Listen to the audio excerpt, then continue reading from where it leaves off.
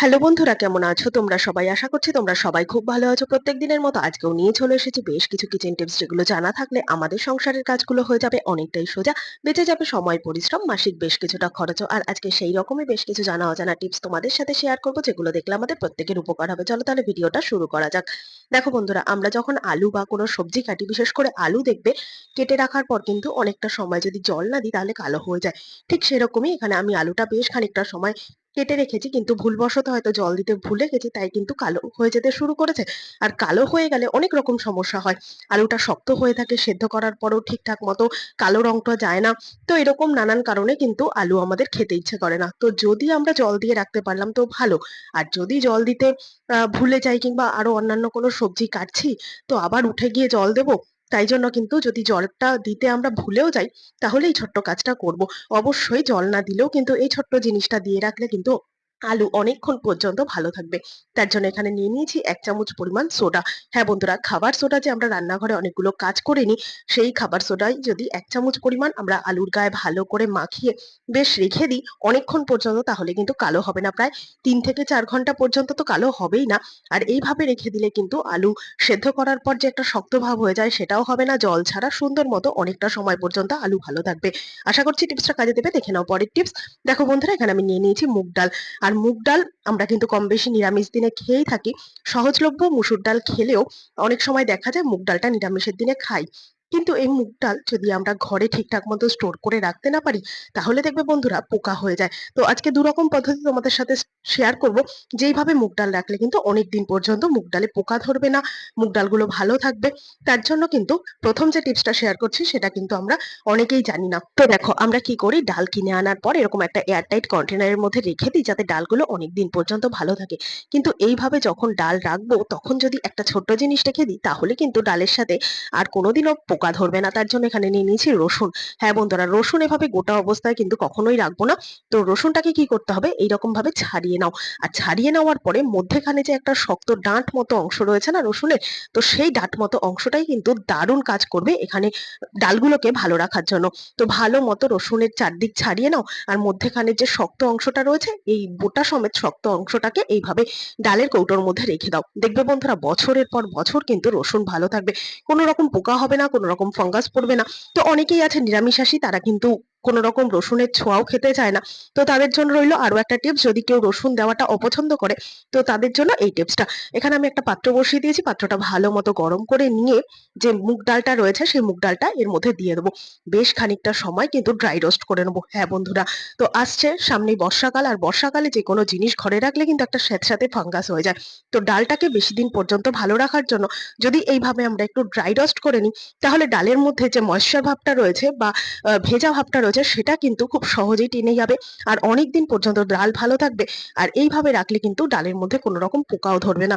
তো বেশ খানিকটা সময় এইভাবে ড্রাই রোস্ট করে রাখলে যেরকম আমাদের কাজটাও খানিকটা আগিয়ে গেল, কেননা মুগ ডাল রান্না করতে গেলে তো আগে একটু ভেজে নিতে হয়। তো এই মুগ ডালটা কিন্তু যদি আগে থেকে ভাজা থাকে, তাহলে আর আমাদের রান্না করতে দেরিও হবে না। তো অবশ্যই মুগ ডালটা ভেজে নিয়ে কিন্তু ঠান্ডা করতে হবে, তবে গিয়ে কিন্তু আমরা কন্টেনারে রাখতে পারবো। তো এভাবে এয়ারটাইট করে রেখে দাও, এটাও কিন্তু ভালো উপায়। তো ভালো লাগলে লাইক করে দিও। দেখে নাও পরের টিপস। কাঁচা লঙ্কা বন্ধুরা আমরা কম বেশি রান্নায় ব্যবহার করে থাকি, কিন্তু কাঁচা লঙ্কা কাটতে গেলে একটা সমস্যা হয়, কি বলতো, প্রচুর পরিমাণে হাত জ্বালা করে। কাঁচা লঙ্কা বাটি কিংবা কাঁচা লঙ্কা মিহি করে কুচা করি, তো যেভাবেই কাঁচা লঙ্কা ব্যবহার করি না কেন, হাত যদি লাগে কাঁচা লঙ্কায় প্রচুর জ্বালা করে। এত বেশি জ্বালা করবে না, যেটা কিনা আমরা ভালো মতো হাতটাকে সাবান, হ্যান্ড ওয়াশ, কোনো নানা রকম জিনিস দিয়ে ধোয়ার পরেও কিন্তু সেই জ্বালাটা যেতে চায় না। আর সেই হাত যদি আমাদের চোখে, নাকে, মুখে লাগে, তাহলে তো কোনো কথাই নেই। তো কিভাবে আমরা লঙ্কা কাটার পর হাতটাকে পরিষ্কার করব, যাতে কোনো রকম আর আমাদের হ্যান্ড ওয়াশ দেওয়ার প্রয়োজন না হয়। খুব সুন্দর মতো কিন্তু লঙ্কার ঝালটা কেটে যাবে। তো এখানে এর জন্য কি করব, এখানে আমি নিয়ে নিয়েছি ১ কাপ পরিমাণ দুধ। কাপ তো লাগবে না, খুব সামান্য পরিমাণ লাগবে। তো আমি এখানে কি করেছি, ফ্রিজে যে দুধটা আমরা স্টোর করে রাখি না, তো ভালো থাকার জন্য সেই দুধ একটুখানি ফ্রিজ থেকে বের করে নিয়ে খুব সামান্য পরিমাণ একটুখানি হাতের মধ্যে এইভাবে ডলে নাও। তাতে কি হবে, দুধের মধ্যে যে একটা ঠান্ডা ভাব রয়েছে, সেই ঠান্ডা ভাবটার জন্য হাতটা খুব তাড়াতাড়ি রিলিফ পাবে, কোনো রকম জ্বালা পোড়া আর হবে না। সাথে লঙ্কার যে ঝাঁজটা গ্যাসটা ছিল সেটাও কিন্তু উঠে যাবে। আর তোমরা যদি এরকম দুধ ঘরে না থাকে আর তবে কাঁচা দুধ দিলে কিন্তু আরো বেশি কাজ দেবে। তবে দুধ যদি না থাকে আরো একটা টিপস তোমাদের সাথে শেয়ার করে রাখছি। তো এখানে আমি নিয়ে নিয়েছি কাটা আলু। এরকম মধ্যেখান থেকে কেটে নেবে আলুটাকে, খোসা সমেত থাকতে হবে। আলুটাকে ভালো করে হাতের মধ্যে এভাবে স্ক্রাবিং করে নাও। দেখবে আলুর যে একটা ঠান্ডা ভাব রয়েছে না, সেটাও কিন্তু খুব সুন্দর মতো হাতের এই জ্বালা ভাবটাকে কমাতে সাহায্য করবে আর খুব সুন্দর মতো কিন্তু চটজলদি একটা আরাম দেবে। আর ঝাঁঝটা তো চলে যাবেই, সাথে কিন্তু হাত জ্বালাটাও কম হবে। তো এবার থেকে যেকোনো একটা জিনিস দিয়ে তোমরা অবশ্যই ট্রাই করো। টিপসটা ভালো লাগলে লাইক করে দিও। দেখে নাও পরের টিপস। আচ্ছা বন্ধুরা, আমাদের ঘরে যে পর্দাগুলো থাকে সেই পর্দাগুলো ঠিকঠাক মতো অর্গানাইজ করে রাখার জন্য কিন্তু আমরা পর্দার শেষে এরকম একটা বেল্ট বা যে ভেলকো দেওয়া যে একটা দড়ি থাকে সেটা আমরা কিন্তু ব্যবহার করে থাকি। কিন্তু অনেক সময় দেখা যায় যে এই ভেলকোটা ঠিকঠাক মতো কাজ করে না। আবার অনেক সময় দেখা যায় যে এই ভেলকোটা হয়তো অনেক পর্দাতে নেই। আর পর্দাতে যদি এই ভেলকোটা না থাকে বা এই যে একটা ফিতে মতো আছে সেই অংশটা না থাকে, সেক্ষেত্রে সবসময়ের জন্য পর্দাটা ঘরের মধ্যে টানটান করে দেওয়া থাকার কারণে কিন্তু হাওয়া বাতাস চলাচল করতে পারে না। কখনো যদি আমরা পর্দাটাকে সাইডে করে রাখি, ফের আবার কিন্তু পর্দাটা দেখা যায় যে পুরো টানটান হয়ে যায়। তো এরকম পর্দা কিন্তু আমাদের ব্যবহার করতে খুবই অসুবিধা হয়। আর দেখতে পাচ্ছ যে একটা ভেলকো লাগানোটাও কিন্তু ঠিকঠাক মতো কাজ করছে না। বারবার কিন্তু এই ভেলকোটা খুলে যাচ্ছে। তো এখানে আমি কি করব, নিয়ে নিয়েছি একটা পুরোনো ঘড়ি। আর আমাদের প্রত্যেকের কাছেই কিন্তু পুরোনো হাতঘড়ি থাকে, যেটা কিনা আমাদের অযোগ্য হয়ে যায় ব্যবহারে, সেটা আর ব্যবহার করা সম্ভব হয় না। তো কি করব, এই পুরোনো ঘড়ির যে বেল্ট গুলো রয়েছে না, সেই বেল্ট গুলো কিন্তু দারুণ দারুণ ঘরে আমরা কাজে লাগাতে পারবো ফেলে না দিয়ে। তো কি করব, এই যে পর্দাগুলোকে এক জায়গায় করে নিলাম এরকম ভাবে।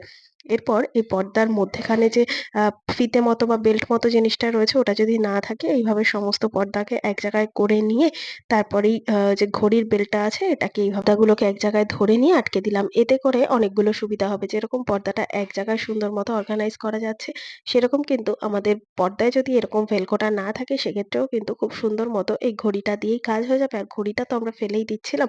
ফেলে দেওয়ার আগে যদি এরকম ছোট ছোট কাজগুলো করে নিতে পারি, তো অনেকটাই সুবিধা হয়। তো আরো একটা টিপস তোমাদের সাথে শেয়ার করব এই পুরোনো ফেলে দেওয়া হাতঘড়ি দিয়ে। এখানে আমি নিয়ে নিয়েছি আয়রন। আর আয়রনের যে তারটা থাকে, সেই তারটাও কিন্তু এইরকম ভাবে আমরা ছড়িয়ে ছিটিয়ে রাখি। আর এইভাবে ছড়িয়ে ছিটিয়ে রাখার কারণে অনেক সময় হয় তারের মধ্যে গিঁট পড়ে যায়, প্যাচ হয়ে যায়। তো সেরকমই দেখতে পাচ্ছ এই তারটার মধ্যেও কিন্তু অনেকটা গিঁট পড়ে গেছে, যার কারণে কিন্তু সেইরকম গিঁটের জায়গাগুলো দিয়ে দেখা যাবে যে তারটা কিন্তু আস্তে আস্তে ছিঁড়ে যাচ্ছে। তো কি করব বন্ধুরা, যদি আমাদের হাতের কাছে কোনো রকম রাবার ব্যান্ড বা কোনো কিছু না থাকে তারটা সুন্দর মতো অর্গানাইজ করার জন্য, তাহলে প্রথমে এইরকম ভাবে তারটাকে হাতের মধ্যে পেঁচিয়ে নাও।